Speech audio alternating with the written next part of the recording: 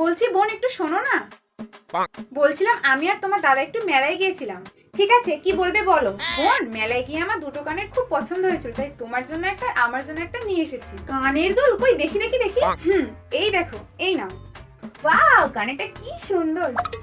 আচ্ছা, বৌদি তো নিজের জন্য একটা কানের দুল নিয়ে এসেছে, নিশ্চয়ই ওটা অনেক দামের, অনেক সুন্দর। কিন্তু আমি কি করি?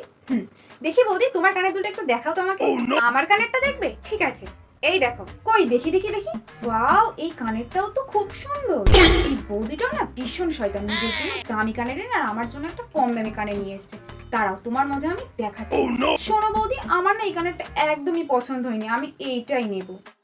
এর হঠাৎ কি হলো? এ তো সবসময় বড় বড় কানের পরে হঠাৎ ছোট। ও, বুঝতে পেরেছি, এ ভেবেছে আমার কানেরটা দামি, আমার কানেরটা ভালো। আরে গাধা, তোরটাই দাম বেশি, তোরটাই ভালো। শয়তান মেয়ে একটা, বের ওখান থেকে। নিজে খুব ভেবেছিল আমাকে কম দামি কানেরটা দিয়ে নিজে বেশি দামের কানেরটা পরবে। আমিও তো বোকা নাকি?